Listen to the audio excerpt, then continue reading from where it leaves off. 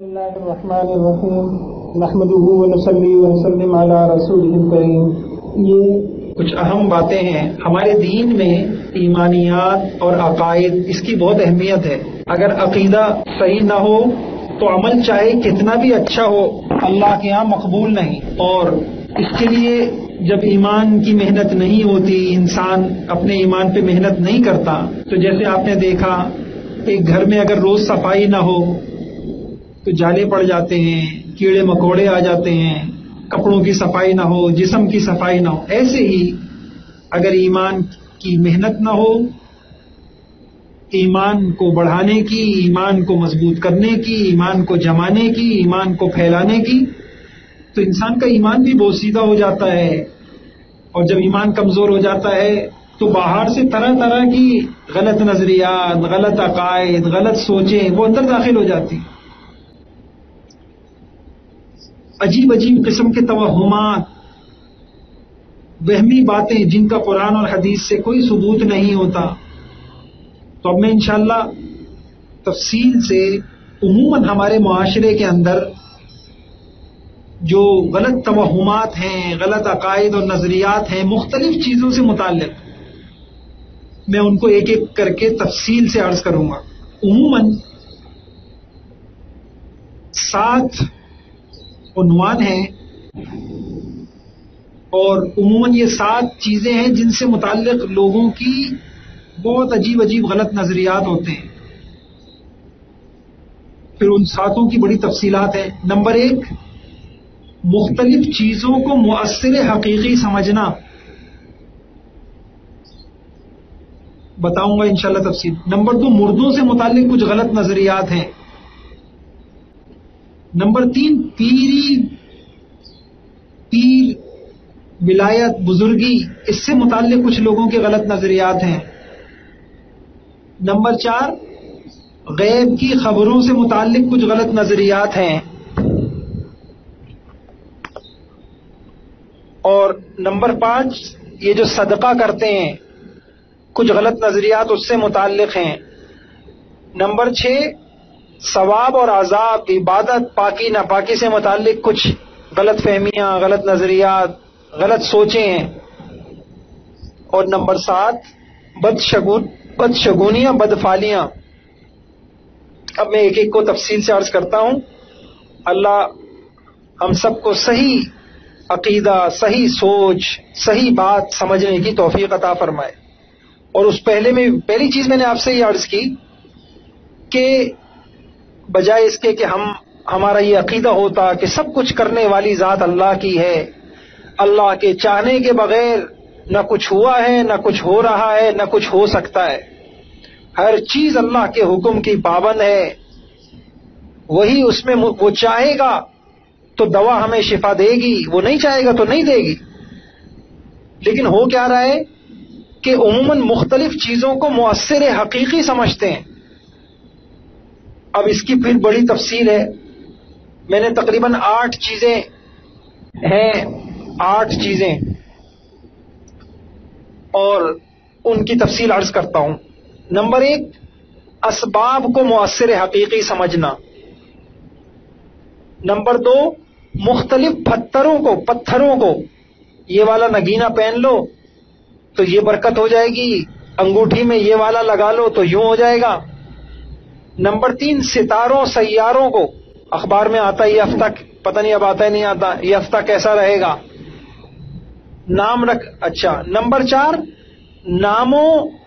ناموں کے اعداد، ہاتھوں کی لکیریں، تمہاری لکیریں بتا رہی ہیں کہ تم بڑے قسمت والے ہو، تمہاری لکیریں بتا رہی ہیں کہ تم بدقسمت ہو۔ مولوی صاحب یہ بچے کا نام رکھا تھا، بہت بیمار پڑ رہا ہے۔ ناموں کو۔ نمبر 5،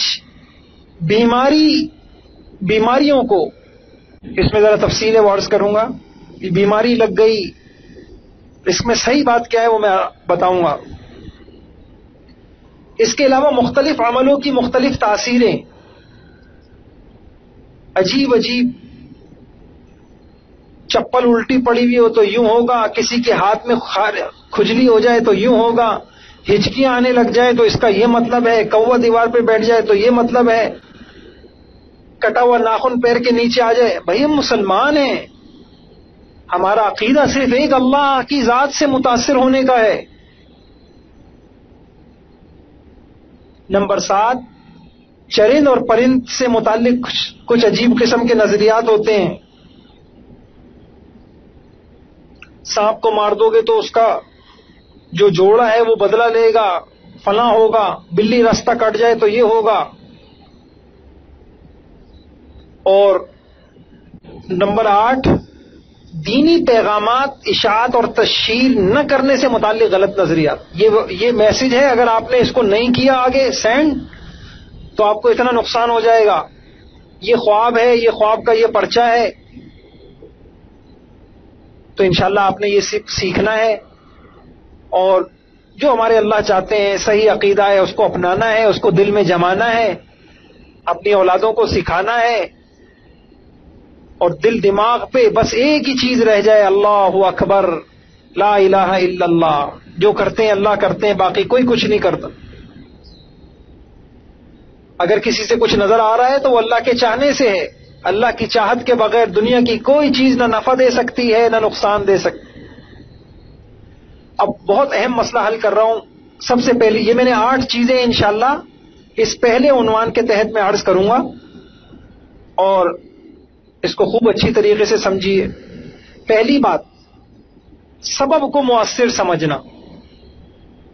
اسباب سے متعلق لوگ 2 طرح کی غلطیاں کرتے ہیں. بعض بالکل اسباب کی حیثیت کو گھٹا دیتے ہیں, سبب کچھ نہیں ہے, جو کچھ ہے بس توکل علی اللہ. تو دوسرے بعض سبب کو ہی سب کچھ سمجھتے ہیں.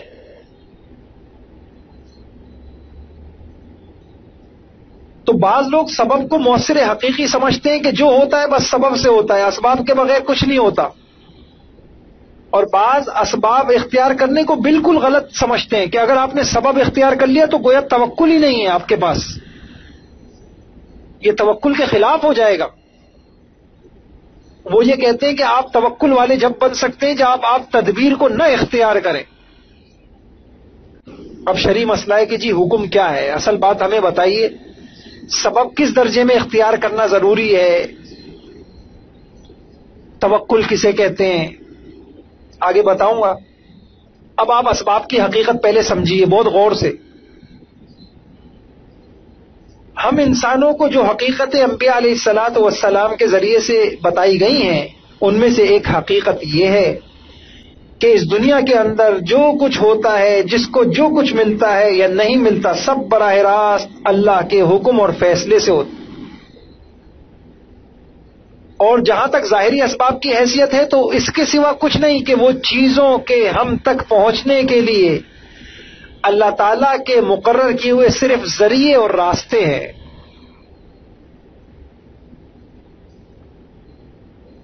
اسباب کی حیثیت کیا ہو گئی کہ اسباب ملتا سب اللہ کی طرف سے ہے. اسباب جو ملنے کا ایک راستہ ہے, ملنے کا ایک ذریعہ ہے, ملنے کا ایک طریقہ ہے. لیکن اللہ کی قدرت ان اسباب کی پابند نہیں ہے. اولاد ہوتی ہے, جی میاں بیوی شادی ہوتی ہے, ازدواجی تعلق قائم ہوتا ہے, اولاد ہوتی ہے, تو والدین سبب ہیں لیکن اللہ کی قدرت اس کی محتاج نہیں ہے. آدم علیہ السلام کو کیسے پیدا کر دیا؟ حضرت عیسیٰ علیہ السلام کیسے پیدا ہو گئے؟ آگ جلاتی ہے, آگ جلاتی ہے, لیکن آگ پابند ہے اللہ کی, جب چاہے گا تو جلائے گی. ابراہیم علیہ السلام کو کیوں نہیں جلایا؟ پانی ڈبوتا ہے, موسیٰ علیہ السلام کو کیوں نہیں ڈبویا؟ چھری کاٹتی ہے, عیسیٰ علیہ السلام حضرت اسماعیل علیہ السلام کے کیوں نہیں کاٹا؟ تو کیا پتا چلا کہ جو کچھ کسی کو ملتا ہے اللہ کی طرف سے ملتا ہے, اسباب صرف ذریعے ہیں لیکن اللہ اسباب کے محتاج نہیں ہے. اس کی قدرت اسباب سے اونچی ہے. اللہ والے بڑی اچھی بات بولتے ہیں, کبھی بغیر سبب کے کر دیتا ہے, کبھی بغیر سبب کے کر دیتا ہے. کبھی ہلاکتوں کے اسباب میں سے کامیابیاں دکھا دیتا ہے. موسیٰ علیہ السلام چھوٹے سے بچے ہیں, صندوق میں ڈالا کیا حکم دے رہا ہے اللہ پاک کہ اچھا موسیٰ کو بچانا ہے تو اس بچے کو صندوق میں ڈالو, صندوق کو دریا میں ڈالو. عقل حیران ہے. پہلے تو ہلاکت کا ایک سبب تھا فرعون کی تلوار. ماں کو کہہ رہے ہیں بچے کو صندوق میں ڈالو, صندوق کو دریا میں ڈالو. کیا رب ہے. اور اس صندوق کو کہاں پہنچا رہا ہے؟ اس صندوق کو وہاں پہنچا رہا ہے جہاں سے بھاگنا چاہ رہے ہیں, اور دکھا رہا ہے کہ بچانے پہ آ جاؤں تو ایسے بھی بچا سکتا ہوں. سبب کو مت سمجھنا سب کچھ. بچانے پہ آ جائے تو مکڑی کے جالے سے اللہ اپنے پیغمبر کی حفاظت کر کے دکھا رہا ہے. جو اوہن البیوت لبیت العنکبوت, دنیا میں سب سے زیادہ کمزور اللہ کہہ رہے ہیں کہ مکڑی کا جالا ہے.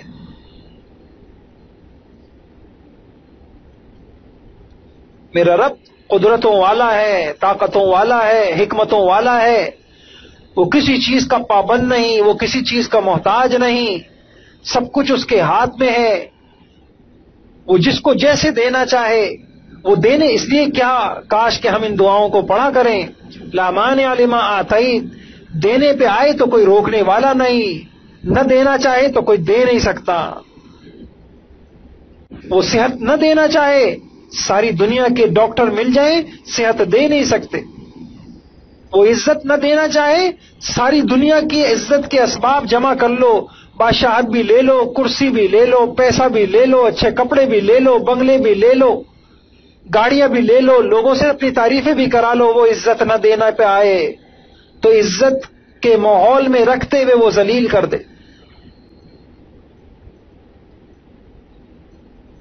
یہ جملے بولنا یہ ہماری تربیت کا حصہ تھا. قرآن پڑھیں گے تو یہ تربیت ہوگی, اخبار پڑھیں گے تو کچھ اور تربیت ہوگی. اس لیے میں آپ سے صاف عرض کروں, میں بہت بڑے اللہ والوں کی میں نے بات سنی کہ لا الہ الا اللہ کے خلاف کوئی بات نہ بولو, نہ کوئی بات سنو. جب دنیا والے دنیا کی طاقتوں کو آپ جب اخبار پڑھتے ہیں ہم, تو ہمیں امریکہ کی طاقت ہمارے دل میں بیٹھتی ہے, اور جب ہم قرآن پڑھیں گے تو اللہ کی عظمت بیٹھے گی. تو یہ دنیا میں جو کچھ ہے اللہ کے چاہنے سے ہے, باقی سب سبب ہے. اللہ سبب کے محتاج نہیں ہے.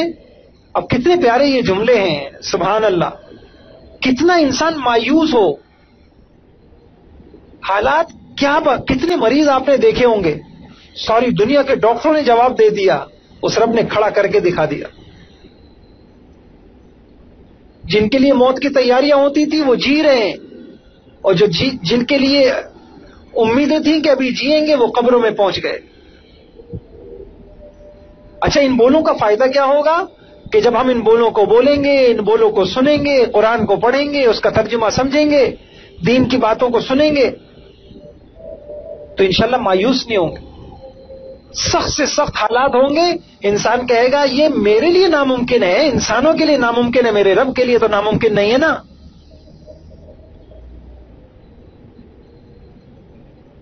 بھروسہ ہوگا اس رب کی قدرت پر. اور جو اسباب کی لائن کو بولتا رہے گا, سبب سبب سبب, اب یوں کر لو, یہ تدبیر نہیں جی, تدبیر بھی تو ضروری ہے, نہیں جی دنیا دار الاسباب ہے نا, یہ بھی تو ضروری ہے نا بھائی. یہ بھی جب یہ بولتے رہیں گے تو پھر علماء نے اس کی مثال بڑی اچھی دی. جس طرح گھروں میں پانی, دوبارہ سنیے بات کو, اسباب کی حیثیت صرف اتنی ہے کہ وہ ہم تک پہنچنے کے لیے اللہ کے مقرر کیے ہوئے ذریعے ہیں, ہوتا سب اللہ کی قدرت سے ہے. جس طرح گھروں میں پانی جن نلوں کے ذریعے پہنچتا ہے, وہ نل صرف پانی پہنچانے کے راستے ہیں, پانی نلوں میں نہیں ہوتا. پانی کی تقسیم میں ان نلوں کا کوئی دخل نہیں ہے. اسی طرح عالم وجود میں جو کچھ بھی ہوتا ہے وہ اسباب سے نہیں ہوتا, اللہ کے چاہنے سے ہوتا. کسی کو اولاد ملتی ہے تو اللہ کے چاہنے سے. کوئی جیتا ہے, کوئی مرتا ہے, کوئی مالدار ہے تو کوئی غریب ہے, کسی کو صحت ہے تو بیماری ہے, کسی کو اچھے حالات ہیں, کسی کے برے حالات ہیں. سبب سے نہیں ہوتا, اللہ کے چاہنے سے ہوتا. تو اسباب کی حیثیت آپ کے سامنے آ گئی. کہ ہوتا سب اللہ کے چاہنے سے ہے، اسباب صرف ذریعے ہیں. آگے تفصیل عرض کروں گا. اب آپ توکل کو سمجھیے. توکل کس کو کہتے ہیں؟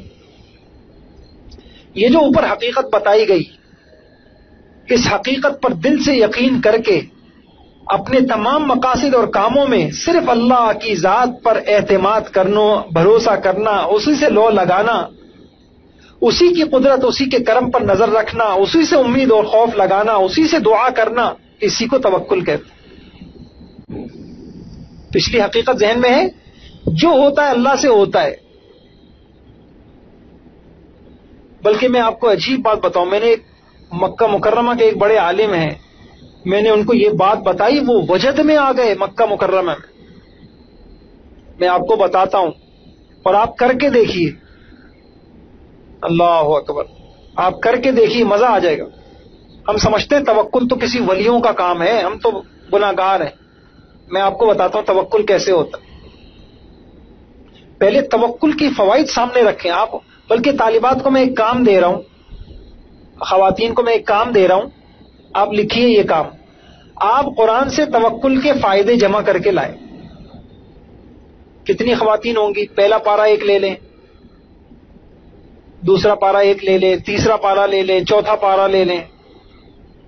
کہ جو لوگ اللہ کی ذات پہ بھروسہ کرتے ہیں ہوتا کیا ہے. مثلا میں ایک بات بتا دیتا ہوں، وَمَن يَتَوَكَّلْ عَلَى اللَّهِ فَهُوَ حَسْبُهُ. جو اللہ پہ توکل اور بھروسہ کرتا ہے اللہ اس کے لیے کافی ہو جاتا. تجارت میں، ملازمت میں، صحت میں، گھر والوں میں، گھر کے کاموں میں، صحت میں، بیماری میں. اب کرنا کیسے توکل میں آپ کو بتاتا ہوں. آپ کہہ رہے ہیں توکل یہ ہے کہ پھر ہم گھر میں بیٹھ جائیں، ہم کہیں گے کمانے جائیں گے نہیں، دکان پہ خود بخود آسمان سے برسے گا مال. بہت زبردست طریقہ میں سمجھاتا ہوں آپ کو. توکل اس کو نہیں کہتے کہ آپ اسباب اختیار نہ کریں. توکل صرف اس کا نام ہے کہ آپ اسباب کے نتائج کو اسباب پر موقوف نہ سمجھیں. سبب اختیار کریں لیکن سبب کا جو نتیجہ ہے اس کو سبب پر موقوف نہ سمجھیں. لیکن یہ اتنی بڑی بات ہے، اتنی بڑی بات میں نے آپ کو بتائی ہے. مثال کے طور پر اس کے لیے کرنا کیا ہوگا؟ آپ کہیں گے یہ کیسے ہوگا؟ اب میں آپ کو بتاتا ہوں یہ کیسے ہوگا. آپ نے دوا کھائی تو دوا کیا ہے؟ سبب ہے نا ایک صحت کا. تو ہمیں اتنا کرنا ہے کہ سبب تو اختیار کرنا ہے لیکن سبب کا جو نتیجہ ہے اس کو اس سبب پر موقوف نہیں سمجھنا ہے کہ یہ ہوتا تو ہوگا. اب آپ نے کیا کرنا ہے؟ جب بھی کوئی سبب اختیار کرے، میں قسم کھا کے کہہ رہا ہوں یہ اتنی بڑی طاقت ہے، اتنی بڑی طاقت ہے، آپ اپنی آنکھوں سے دیکھیں گے آپ کے کاموں میں اللہ کی مددیں آ جائے گی. ہم کیا کرتے ہیں؟ دن رات میں ہم سبب سے ہی سب کچھ سمجھتے ہیں. اب مثال کے طور پہ دوا کھائی، دوا کھا کے ہم نے یہ کہا اے اللہ صحت تو آپ ہی دیں گے. اللہ اکبر، یہ جملہ اتنی بڑی طاقت ہے. دوا اٹھائی، گولی اٹھائی، منہ میں رکھی اور کہا اے اللہ یہ دوا مجھے صحت نہیں، دل میں کہہ لیں اے اللہ یہ دوا صحت نہیں دے گی، صحت تو آپ دیں گے. اس سے تھوڑی ہوگا. جس وقت آپ نے یہ سوچا اس وقت آپ کا توکل اللہ پر ہو گیا. کاروباری ہے نا، میں نے ایک کاروباری کو بتایا، میں نے کہا کر کے دیکھ لو. دیکھنا جب تم کسی سے ڈیلنگ کرتے ہو اور آپ لوگ جو ہے کسی سے ڈیل کر رہے ہیں بہت زیادہ آپ اور بڑی آپ، تو اس وقت میں ایک انسان کو اپنی ڈیلنگ پر اپنی ایک اعتماد کی سی کیفیت پیدا ہوتی ہے. بس وہ اعتماد ہمیں جو ہے نا برباد کرتا ہے. جس وقت آپ نے کوئی سبب اختیار کیا فوراً اس کی نفی کر دیں. مثال کے طور پر آپ نے ابھی کل پرسوں کی بات ہے، ایک صاحب جو ہے نا وہ کوئی درخواست لکھ رہے تھے، بڑا زبردست مضمون بنایا، کسی سے ان کو کچھ کام تھا. میں نے ان کو کہا کہ جب آپ یہ درخواست لکھ لو نا اس کے بعد اس کو زمین پہ ڈال دینا. کہنے کیا مطلب؟ میں نے کہا زمین پہ ڈال کے اللہ سے یوں کہنا کہ اللہ یہ جو میں نے اتنا زبردست مضمون بنایا ہے تاکہ میرا کام ہو جائے، اس سے نہیں ہوگا، ہوگا تو آپ کے چاہنے سے ہوگا، آپ دل میں ڈالیں گے تو ہوگا ورنہ نہیں ہوگا. اور حدیث میں آتا ہے کہ جب تم اس طرح کوئی چیز لکھو تو فَلْيُتْرِبُ، اس کو زمین پہ ڈال دو، فَإِنَّهُ أَنْجَحْ لِلْحَاجَةِ. یہ میں آپ کو بہت بڑی باتیں بتا رہا ہوں. ایک اور مثال سنیے. آپ نے قرآن میں قصہ پڑھا ہوگا کہ یعقوب علیہ الصلوۃ والسلام نے جب اپنے بچوں کو بھیجا تو کیا کہا؟ یا بنی لا تدخلوا من باب واحد وادخلوا من ابواب متفرقہ، میرے بچوں اکٹھے ایک دروازے سے مت جانا، نظر لگ جائے گی. اس کا سبب میں اختیار بتایا کہ الگ الگ دروازوں سے جانا، لیکن فوراً کیا کیا؟ اس سبب کی نفی کر دی. وما اغنی عنکم من اللہ من شیء، لیکن میرے بچوں میں تم کو میں نہیں بچا سکتا اللہ سے. اللہ ہوگا تو وہی جو اللہ چاہیں گے. ہم سبب اختیار کرتے ہیں لیکن سبب کی نفی نہیں کرتے، لہذا اللہ کہتے جاؤ تمہارا بھروسہ اس سبب پر ہے نا، میں دیکھتا ہوں اس سے کیا ہوتا ہے. ہم اپنے 99/99 کاموں میں یہی کر رہے ہوتے ہیں. موقع پہ اگر آپ کو یہ خیال آ گیا، میں پوری گارنٹی سے کہہ رہا ہوں آپ اپنے کاموں میں آسمانی مدد اپنی آنکھوں سے دیکھیں گے. کبھی ہم کو اپنی زبان کی قوت پر اعتماد آ جاتا ہے، کبھی اپنے تجربے پر، کبھی اپنے مال پر. من اعتمد علی مالہ فقد قل، مال پہ بھروسہ کرو گے مال ضائع کر کے دکھاؤں گا. عقل پہ کرو گے عقل. کبھی اپنی محنت پر. بچے کیا کہتے ہیں؟ بڑی محنت کی ہے نا، ہاں میں تو فرسٹ آؤں گا. ڈر جانا چاہیے. انشاءاللہ، ماشاء اللہ، یہ جملے معمولی نہیں ہیں، یہ توکل کے جملے ہیں جس کو آج مولویوں کا مذاق سمجھا جاتا ہے کہ مولویوں کو کیا آتا ہے، بیچاروں کو تو انشاءاللہ ماشاءاللہ کے علاوہ کچھ آتا نہیں. آپ کو کیا پتا کہ جس وقت بندہ انشاءاللہ اور ماشاءاللہ کہتا ہے، میں اگر صرف انشاءاللہ پہ بیان کروں، میں نے ایک مرتبہ جمع کیا کہ انشاءاللہ نہ کہنے سے لوگوں کو کیا نقصان ہوتا. فلولا اذ دخلت جنتک قلت ما شاء اللہ لا قوت الا باللہ. پورا باغ جل گیا، انشاءاللہ نہیں کہا. کیا پتا چلا انسان کا کاروبار. یہ سورہ کہف میں آپ نے واقعہ سنا، 2 دوست تھے، اپنے باغ میں جب گیا تو اپنے باغ میں جا کے کہنے لگا واہ واہ میرا مال ہے، یوں ہے. انتبید کیا ہے، وما اظن ان تبید حاضی ابدا، یہ نہیں ختم ہوگا، یہ پھولے گا پھلے گا. دوسرے دوست نے کہا اللہ کے بندے تو نے انشاءاللہ ماشاءاللہ کیوں نہیں کہا؟ تجھے ڈر نہیں ہے کہ اللہ پاک سارا ضائع کر دے؟ وہی ہوا. آپ نے تبارک الذی 29ویں پارے میں باغ تھا، اذ اقسموا لیصرمنها مصبحین ولا یستثنون. راتوں رات کے صبح صبح ہم جلدی سے باغ کاٹ لیں گے، کسی غریب کو نہیں دیں گے. قرآن کہتا ہے ولا یستثنون، اور انہوں نے انشاءاللہ نہیں کہا. ہم کیا سمجھ رہے ہیں انشاءاللہ کی طاقت کو؟ یہ توکل کا جملہ ہے، یہ توکل ہے. اس لیے مجھے تو اتنا ڈر لگتا ہے نا جب یہ ڈاکٹر کوئی بیمار ہو ہمارے رشتہ داروں میں سے اور ڈاکٹر کہتے ہیں بس ایسی دوا دی ہے میں نے ابھی یہ کھڑا ہو جائے گا. اتنا ڈر لگتا ہے کہ اللہ ناراض ہو کے ہمارے اوپر ہی مصیبت نہ آ جائے. اس طرح اگر کوئی ڈاکٹر کہے نا تو اللہ سے آپ معافی مانگ لیا کرے، اللہ یہ کہہ رہا ہے، ہم تو آپ کی چاہت پہ ہی موقوف سمجھتے ہیں سب. یہ بڑائی کے جملوں نے سبب پہ بھروسہ، اپنی عقل پہ بھروسہ، اپنے تجربے پہ بھروسہ، اپنی معلومات پہ بھروسہ، اپنی محنتوں پہ بھروسہ، اللہ کی قدرت پہ بھروسہ جب نکلتا ہے انسان قدم قدم پر ناکام ہوتا ہے.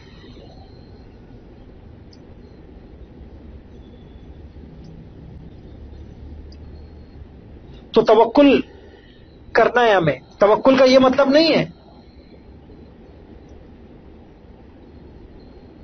میں ایسی بریانی بناتی ہوں ایسی تو کوئی بناتا نہیں ہے. پتا چلا یہ بولی اللہ کو اتنا بنانے بیٹھی تو بریانی کی جگہ کھچڑی بن گئی.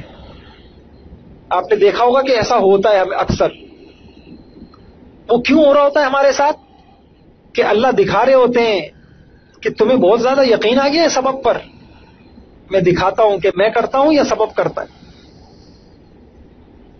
آپ نے کئی مرتبہ دیکھا ہوگا بہت زیادہ کسی دوا پہ یقین آ جائے اب وہ دوا کام نہیں کر رہی. تو انشاءاللہ خواتین اس کا اہتمام کریں گی. سبب ضرور اختیار کریں لیکن دل میں ایک مرتبہ, اور یہ میں نہیں کہہ رہا, حضرت تھانوی رحمۃ اللہ علیہ نے لکھا ہے یہ بات, دل میں ایک مرتبہ کہہ رہے ہیں, ایک مرتبہ بول دیا کرو اے اللہ اس سے نہیں ہوگا تیرے چاہنے سے ہوگا, بس ہو گیا توکل. اچھا ہم کتنے عجیب ہیں. اچھا یہ جس کا اللہ کی ذات پہ بھروسہ نہیں ہو نا اس کو ذہن میں بھی نہیں آتا. ڈاکٹر عبدالحی صاحب رحمۃ اللہ علیہ, ہم گاڑی نہیں مل رہی نا سڑک پہ تو اللہ پہ بھروسہ کریں گے اے اللہ تو ہی دلائے گا. سواری نہیں مل رہی, ٹیکسی نہیں مل رہی, اور جب مل جائے گی تو بس پھر آرام سے بیٹھ جائیں گے. عجیب بات ہے, اس سے پتا چلا کہ جب مل گئی اب تو پہنچنا ہی ہے ہم کو منزل پر. اور اللہ والوں کا سنیں, یہیں اس مسجد میں ایک بزرگ آئے بیان کرنے کے لیے, انہوں نے کہا حضرت ڈاکٹر صاحب کہتے تھے کہ جب مجھے سواری نہیں ملتی میں اللہ سے دعا کرتا ہوں, اور جب میں بس میں بیٹھ جاتا ہوں تو میں کہتا ہوں اللہ سے اے اللہ اب تو نے مجھے سیٹ دلا دی ہے, اب تو منزل پہ بھی پہنچا دے. ہم نہیں مانگتے اس وقت دعا, ہم کہتے ہیں کہ جب اب سواری مل چکی ہے تو اب تو پہنچنا ہی ہے منزل پر. نہیں, یہ سبب ہے, یہ سبب ہے. تو انشاءاللہ آج سے یہ کام شروع کرنا ہے. حضرات انبیاء علیہ الصلوۃ والسلام, صحابہ ہر دور میں کاملین کا توکل یہی تھا کہ وہ سبب پر نتیجے کو موقوف نہیں سمجھتے تھے, دل کا اعتماد ایک اللہ پر ہوتا تھا, اور وہ ساری دنیا کے اسباب کو پانی کے نلکوں کی طرح سمجھتے تھے. اچھا جو سبب کو اس طرح سمجھے گا تو وہ کیا کرے گا, کبھی وہ سبب کی وجہ سے اللہ کو ناراض نہیں کرے گا. یہ بہت غور سے سنیے گا. آج کل ملازم کیا سمجھتے ہیں کہ میری روزی کس کے ہاتھ میں, باس کے ہاتھ میں. اللہ کو ناراض کر دے گا لیکن اپنے مالکان کو ناراض نہیں کرے گا. کیوں؟ اس کا یقین, اس کا اعتماد, اس کا بھروسہ کس پر ہے, اپنی ملازمت پر ہے. جس کا یقین اللہ پر ہوتا ہے وہ کوئی ایسا سبب اختیار ہی نہیں کرے گا جس سے اللہ ناراض ہو. تو خلاصہ یہ ہوا, نہ ترک اسباب توکل کی حقیقت میں داخل ہے نہ اس کے لیے شرط ہیں. آپ توکل والے اسی وقت بنیں گے جب آپ اسباب چھوڑ دیں گے, نہیں ایسا کچھ بھی نہیں ہے. ہم سبب اختیار کر کے بھی توکل والے بن سکتے ہیں. سبب اختیار کریں گے لیکن ہم اس سبب کو مؤثر نہیں سمجھیں گے. ہم یہ نہیں سمجھیں گے کہ یہ سبب ہوگا تو نتیجہ نکلے گا ورنہ نہیں نکلے گا. یہ بات تو واضح ہو گئی کہ ظاہری اسباب تدبیر کا ترک کرنا توکل کے لیے لازم نہیں ہے. اب ذرا یہ سمجھنا ہے کہ اسباب کا ترک کرنا جائز بھی ہے یا نہیں ہے. اتنی بات تو سمجھ میں آ گئی کہ ایسا کوئی بات نہیں ہے کہ میں اللہ پر توکل اسی وقت ہوگا جب میں اسباب اختیار نہ کروں. میں کہوں جی اللہ شفا دیں گے, میں تو گولی وولی میں تھوڑی شفا ہے. اب آپ ذرا سمجھیے گا اسباب کتنی طرح کے ہیں. 3 طرح کے اسباب ہیں اور تینوں کے فقہی حکم میں آپ کو بتا رہا ہوں. ایک ہے قطعی اور یقینی, جیسے پیاس کی تکلیف دور کرنے کے لیے پانی, بھوک کی تکلیف دور کرنے کے لیے روٹی, سردی کے اثرات سے بچنے کے لیے گرم کپڑے. ان کو ترک کرنا توکل نہیں ہے بلکہ موت کا خوف ہو تو ان کا ترک کرنا حرام ہے. ایک آدمی کہے کہ پیٹ اللہ بھرتے ہیں, کھانے سے تھوڑی بھوک مٹتی ہے, پانی سے تھوڑی پیاس بجھتی ہے, پیاس تو اللہ بجھاتے ہیں. بے شک ایسا ہے. اور پھر وہ کیا کرے, پانی نہ پیے یہاں تک کہ مرنے کے قریب ہو جائے, تو اس نے حرام کیا. اس کے لیے اوپر لازم تھا کہ یہ والا سبب اختیار کرے. دوسرے کچھ اسباب ہوتے ہیں ظنی، جیسے علاج. دیکھیں فرق ہے، روٹی سے بھوک کا مٹنا یہ بڑا سبب ہے، پانی سے پیاس کا بجھنا، لیکن علاج سے شفا کا ملنا فقہا نے کہا یہ ظنی میں آ جاتا ہے. کتنی مرتبہ ایسا ہوتا ہے کہ ایسا نہیں ہوتا. تو اب اس کا کیا حکم ہوگا؟ ان کا کیا حکم ہوگا؟ ان کو ترک کرنا گناہ نہیں. آپ عجیب بات سن، یہیں میں مدرسے میں تھا، ایک بچہ ہمارے یہاں بیرون ملک کا، وہ یہاں آئے، اس کے والدین کا ایسا اللہ کی ذات پہ توکل تھا، کتنی بڑی بیماری ہو وہ کہتے تھے علاج کوئی فرض تھوڑی ہے، ہمیں اللہ نے سورہ فاتحہ دی، ہم سورہ فاتحہ سے علاج کریں. آپ یقین جانیں اچھے کھاتے پیتے اور پڑھے لکھے لوگ ہیں، ان کے سارے خاندان ڈاکٹر بھرے پڑے. وہ بچہ ابھی بھی ماشاءاللہ ہمارے یہاں سے پڑھا، اس نے عالم بنا، اور میں اچھی طرح، اس کے گھر والے یہ سبب اختیار ہی نہیں کرتے، اور ایسی ان کی دعائیں قبول ہوتی ہیں. تو اگر کوئی آدمی علاج نہ کرائے کہ بھئی علاج ایک سبب ہے اور کوئی یقینی سبب تھوڑی ہے، ظنی ہے، تو گناہگار نہیں ہوگا. لیکن کھانا نہ کھائے اور مر جائے تو گناہگار ہوگا. فرق ہے سببوں میں. تیسرا سبب ہوتا ہے وہمی. یہ تین چیزیں میں نے بتائی، الگ الگ حکم ہے، یقینی، ظنی، وہمی. یقینی سبب کو چھوڑنا جائز نہیں ہے، ظنی سبب کو آپ چھوڑ دیں، چھوڑ سکتے ہیں. وہمی سبب کس کو کہتے ہیں؟ مثلاً مختلف بیماریوں میں داغنا، جھاڑ پھونک، تعویذ وغیرہ، یہ صرف وہم میں آ جاتے ہیں. یہ اور کمزور طرح کے سبب ہے، ان کو بھی اگر کوئی چھوڑ دے، بلکہ توکل کے لیے ان کا ترک کرنا شرط ہے. عجیب بات، 70,000 لوگ جو بغیر حساب کتاب کے جنت میں جائیں گے، حدیث میں آتا ہے، تو اس کے لیے شرط ہے کہ وہ یہ والے اسباب اختیار نہ کریں، وہمی اسباب. اگر انہوں نے وہمی اسباب اختیار کیا، ان کو یہ فضیلت نہیں ملے گی. وہ خاتون آئی تھی، وہ یہی کہہ رہی تھی کہ ہمیں اس حدیث کے مطابق جنت میں جانا ہے، ہم یہ سبب نہیں اختیار کریں. تو یہ میں نے بہت اہم بات بتائی ہے. انشاءاللہ سبب کس کو کہتے ہیں، توکل کس کو کہتے ہیں، توکل کی حقیقت کیا ہے، توکل کیسے کر سکتے ہیں، اور اسباب کب چھوڑ سکتے ہیں، کن اسباب کو چھوڑنا گناہ ہے، کن اسباب کو چھوڑنا جائز ہے. اللہ ہم سب کو اپنی ذات پر کامل بھروسہ اور یقین نصیب فرما دے.